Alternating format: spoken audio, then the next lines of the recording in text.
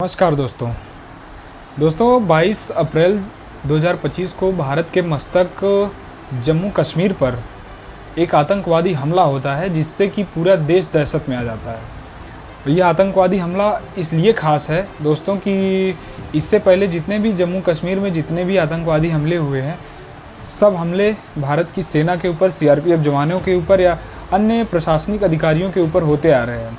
लेकिन ये हमला इसलिए ख़ास है, इसलिए इस हमले के लिए पूरे देश में आक्रोश है, क्योंकि इस हमले में बेकसूर मासूम लोगों की जानें गई हैं। बता दें दोस्तों, ये हमला जम्मू कश्मीर के पहलगाम में हुआ है, जिसे कि जम्मू कश्मीर का स्विट्ज़रलैंड कहा जाता है। और स्विट्ज़रलैंड इसलिए कहा जाता है क्योंकि यहाँ की खूबसूरत वादियों को देखने के लिए हर साल अनेकों पर्यटक जाते हैं। तो अब की बार जम्मू कश्मीर के पहलगाम में उन पर्यटकों के ऊपर आतंकवादी हमले हुए, और ये आतंकवादी हमले जम्मू कश्मीर में घूमने गए मेल पर्यटकों के ऊपर होते हैं। और पहले तो उनसे उनका धर्म पूछा जाता है, उसके बाद उनको सीधे सीधे गोली मार दी जाती है।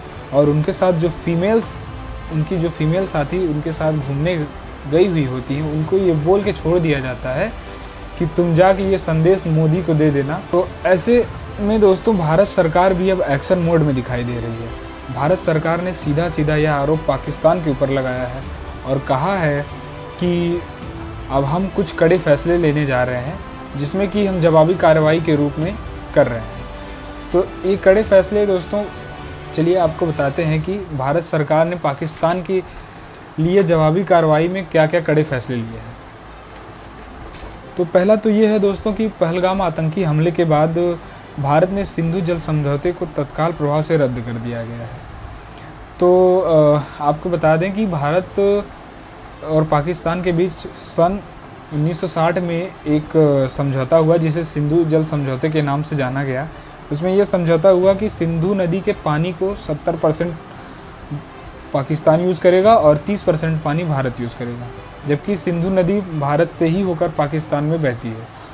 और भारत की तरफ से ये कहा गया है कि अब हम इस समझौते को तभी बहाल करेंगे जब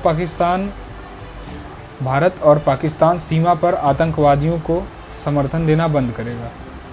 और दूसरा, अटारी चेक पोस्ट को तत्काल प्रभाव से अटारी चेक पोस्ट को भी बंद कर दिया गया है। दोस्तों, अटारी चेक पोस्ट भारत और पाकिस्तान के बीच आवागमन का एक वैधानिक मार्ग है। जैसे कि यदि भारत के लोगों का कोई रिश्तेदार पाकिस्तान में रहता है और पाकिस्तान का कोई रिश्तेदार भारत में रहता है, तो उसी मार्ग से आवागमन की प्रक्रिया होती थी। लेकिन अब उस मार्ग को भी तत्काल प्रभाव से बंद कर दिया गया है।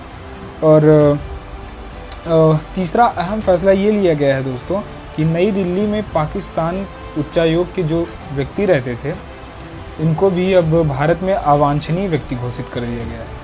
कहने का मतलब ये है कि भारत सरकार अब पाकिस्तान के किसी भी व्यक्ति को भारत के अंदर बर्दाश्त नहीं कर रही है।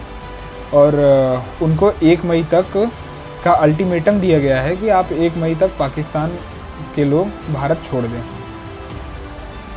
क्योंकि यह हमला इतना निंदनीय है कि जिसके बाद भारत सरकार तुरंत एक्शन मोड में आ गई है। वैसे आप दोस्तों, अब आप लोग कमेंट बॉक्स में बताइए कि पाकिस्तान के द्वारा किया गया हमला कितना निंदनीय था, और भारत तो ऐसे हमले की सरासर निंदा करता है। धन्यवाद।